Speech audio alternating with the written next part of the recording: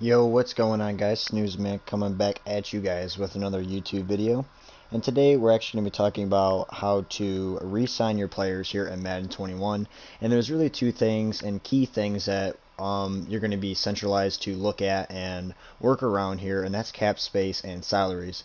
First, we're going to talk about how we are into week 3 now into our franchise, and now what you're going to want to do in re-signing your players. And the key tip I would do is definitely start early and not sign too late, because what happens if you sign too late, you're gonna want they're gonna want a little bit extra at times, or you're just not gonna be able to meet a deal. And there's only there's only excessive amount of franchise tags you can give, which is only one to a player on your team.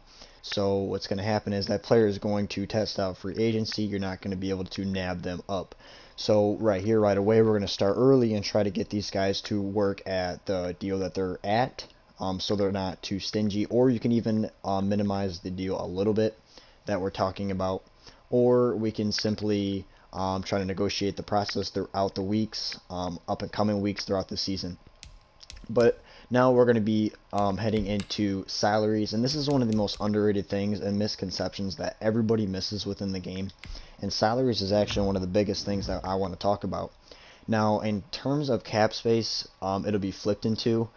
This is definitely going to help you guys out. So, someone like Khalil Mack, obviously you're tied up with, he's your best player in your team, you're going to keep, right? So, now we're looking into guys like let's look at someone that has a definite increase from 2021 to 2022 in their money. So now let's look at, there's nothing really too ridiculous, but I'm trying to look into a guy that's like getting excessively paid that's not that good into 2021 here. And I probably already missed some. I was already looking at 2022 by accident. So uh, someone like Jimmy Graham, right? We have him tied up through 2022, or into the 2021 season. We'd have to re-sign him for 2022. Now, someone like Jimmy Graham, who's making an additional 4 mil heading into it, we're going to lose cap space within that. And guys like Jimmy Graham here, who are a 78 overall and 33 years of age, who's getting more than they obviously need, plus 4 mil into the cap space, that we're going to just dump into a guy that we don't exactly need, because we already have a guy, as you can see, like Cole Kmet, who we just drafted at 21 years of age, and again, 70 overall. He's going to have that star dev. So what's going to happen is you're going to actually want to trade away and try to get assets for a guy like Jimmy Graham and look beyond that. Now there's definite people, again, that should be more pricey when it comes to this. That's only a mil up. That's really not too bad. You're really going to try to look down and go to your salaries and find out these type of players. You're going to make an excessive amount leading into the next year. There's nobody crazy here on the Bears. It's just that big contract that Khalil Mack is taking. Now, if you do have a team and it's very similar to having a superstar caliber player like Mac, you can always work around that and and trade him away and get ridiculous assets. That's probably the best overall thing. I'm obviously going to keep Khalil Mack as a fan favorite here and as a Bears fan, so that's what we're going to do moving forward. But that's my number one tip. Again, here is somebody like Nick Foles, who's actually making a little bit of money here. Again, 31 years of age. Now we're talking about Madden franchise, so how realistic can we get? And really, we can get some assets for this. We can get at least a low tier pick to be able to turn back the cash and actually get, somewhat decent value. So we can just go ahead and get rid of him and actually just dump him into the trade system and try to work out a decent deal, because we know he's making an additional 4 mil heading into 2021, and we don't even see a new contract opportunity till 2023. So now the new question is, what do the zeros mean? The zeros actually in the salary cap, or in these salaries here in your roster, actually mean that they are due for a new contract extension. So somebody like Allen Robinson, who you guys already seen is my top guy, we're actually going to go to 2021, you're going to see a big fat zero. He's going to need a brand new contract here heading into 2021. So at the end of this season, that is going to be it. We're going to have to, and these are all zeros because these are the future. And then you have the total numbers at the end there, what we put into it so far with him. So we want to get him tied up because he's obviously a great player, young at 27, and he has superstar dev. So my best tip here within the salaries, check this out, go through it, understand the zeros and who you have to re-sign, which that's pretty straightforward, and understand the players. You can go through the positions and break down players that aren't that good in your team, that are making a little bit too much heading into the following years, and try to trade them and get assets for it. So that's my #1 tip for team salaries. Now, going into Allen Robinson here, we're actually going to want to take him and try to sign him early so we don't have to put up with having to sign him at the end. Now, we can do this every single week. We can just sit here and try to get this guy. So what we can do is he's asking for 64 for 4 years.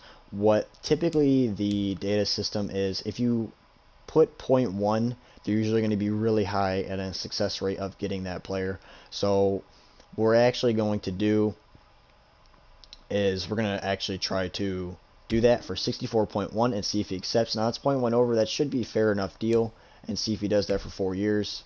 And that is exactly the offer I was hoping to get. And the reason is because we implied it 0.1 over. So that's going to definitely work. If you guys put in 0.1 over, and now we already are done with our best player, really one of the best players on our team, and he's done. Something like Cordell Patterson is definitely valuable in order to get right now. Again, 11.7. Typically lower players like this, like a 79, can get they'll just accept it right up for what they're asking, or you can even kind of dump it. I'm gonna go down just a little bit and say we're gonna touch with this, and don't really do this for bigger name players. Bigger name players are going to typically at least want the fair offer amount. Now you're gonna want to go that 0.1 up and fix that, but that's what I recommend. And we're gonna go up to 11.4. We're just gonna try to take it down 0.3 and see what he says. I doubt that he'll accept it, and again we'll try to work that process out throughout the season here. And again, guys, this is exactly a great example. We just took it down 0.3 and he was actually able to get re-signed. Now we look at the later dates and see that we want to get these guys to sign with us in the upcoming weeks. So we already have 2 guys signed. We actually went 0.3 down for Cordell, he signed. We only went 0.1 over for A-Rob, and he signed. And you can even stretch this out and minimize, maximize, or even stay at contracts right now and see if they sign really early. Do not wait to the very end. That's not what I would recommend. Go in and see if you guys can get these guys a little cheaper or right at it. Or you can go just that 0.1 over, which is a very high success rate.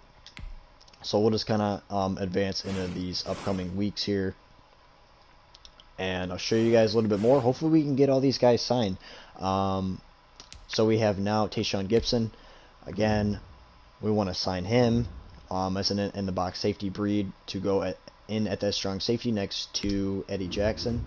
What we can do is we are sitting at 18.6, but we actually didn't crush our cap room as much as I thought, because we were able to work out and flex flexibility with and flex out the contract within Cordell Patterson's contract. So now we have Tayshaun Gibson. Now again, we can actually say 9.6. That's only it's only 1.72 difference, which isn't terrible. At 30 years old, normal. This typically could be the answer. He could say yes, he could say no. I like the length of the contract, but that's about it. So we weren't able to get him. But if you really wanted him, we can just flex out that contract each and every single week. Someone like Tariq Cohen here, you'll see the years. You can also, if you really want to, then this is the next element of the step of this. We could really go higher in years here, and we can get the most out of it up until 30. Really, if you want to go 5 and 16.7, that's not really too bad, even though that hurts the cap a little bit, obviously. But actually, we save a little bit in cap room in the length of the contract. So we actually go up as this goes up. So once we hit 7, that's actually the best we can do. He might not accept it, but that would be huge if we can get a young guy like this to a roster for 7 years. The salary needs improvement, and we can always work throughout that process throughout these weeks. But really, you guys kind of get the conception of moving forward and signing these guys for a reasonable price tag and not waiting to the very end because you don't want their guys to test out free agency. Now, if you do mess up on a guy now, what this is going to benefit you guys in, if you miss a guy and you're not able to work out a contract at all at that point for a specific player that you wanted to get, from the time you started early up until the end, and you miss it, you can just franchise tag. And you're allowed one franchise tag, and that's kind of like a freebie that the game gives you. Exactly in real life too, that works out. But hopefully you guys get a better breakdown in cap space and salaries within this video, and hopefully this helps out in re-signing your players throughout the franchise from the early process up until the end. But that is going to do it for today's video, guys, as hopefully you guys did enjoy it. Maybe you guys can consider dropping a like and subbing down below. Also, if you guys can consider maybe leaving a comment saying if you liked it, you enjoyed it, and I'll take any of your guys' questions into consideration and answer them right away with good feedback. But as always, guys, have a great night.